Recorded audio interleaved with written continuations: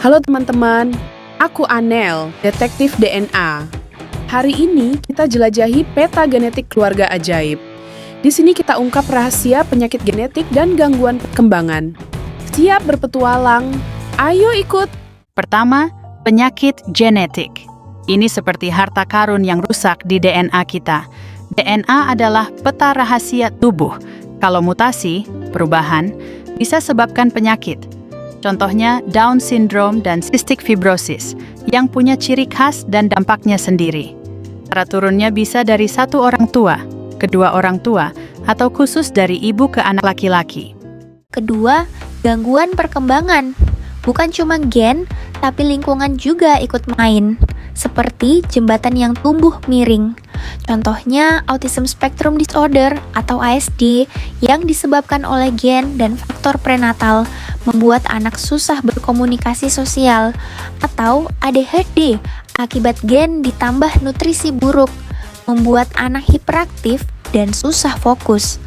Bahkan spina bifida karena kekurangan asam folat saat hamil membuat tulang belakang tidak lengkap. Selamat datang di Kota Pencegahan. Mau generasi kuat? Mulai dari sini, langkah 1, screening genetik pranikah, kenali risiko, rencanakan masa depan dengan bijak. Langkah 2, asam folat untuk ibu hamil, lindungi perkembangan saraf sejak awal. Langkah 3, edukasi gaya hidup sehat, makan bergizi, aktif bergerak, hindari rokok dan alkohol. Hasilnya, kasus menurun, komunitas tangguh, generasi bebas risiko berbahaya. Cegah sekarang! Itu dia petualangan kita. Penyakit genetik dan gangguan perkembangan bisa dicegah dengan ilmu. Like and share kalau bermanfaat. Terima kasih.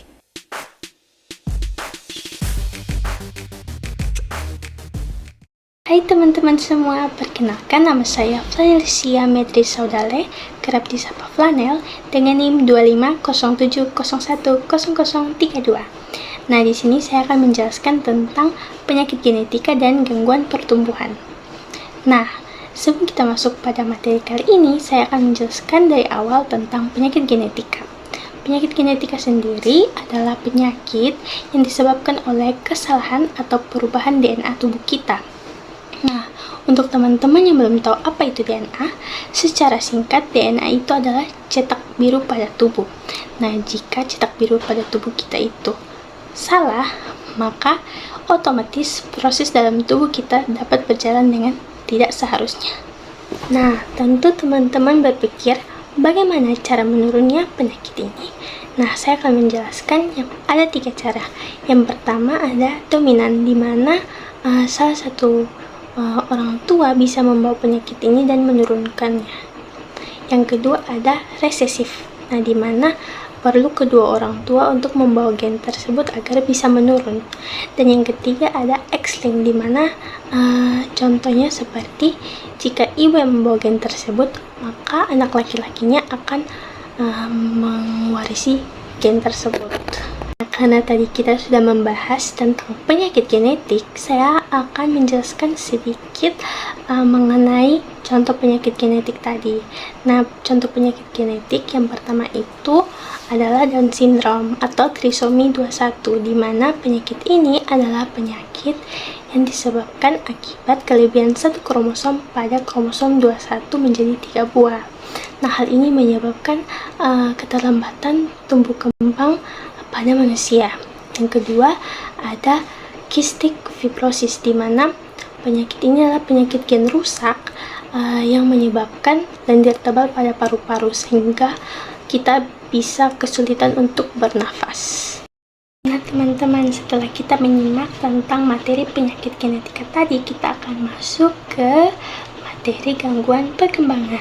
Nah, gangguan perkembangan sendiri merupakan kondisi di mana tumbuh kembang anak berjalan dengan tidak normal atau tidak seharusnya, yang diakibatkan oleh 2 hal, yaitu yang pertama itu faktor genetika, yang kedua adalah faktor lingkungan, terutama pada saat bayi masih dalam kandungan ibu. Nah, contoh dari penyakit gangguan perkembangan ini, yang pertama mungkin sering sekali teman-teman temui, yaitu penyakit ASD atau autisme, yang dimana anak sulit untuk berkomunikasi ataupun bersosialisasi. Yang kedua ada penyakit ADHD, di mana anak sangat hiperaktif dan sulit untuk fokus ataupun berkonsentrasi. Dan yang ketiga ada penyakit spina bifida, di mana penyakit ini menyebabkan tulang belakang tidak tumbuh dengan sempurna yang diakibatkan oleh kekurangan asam folat pada saat masih dalam kandungan ibu.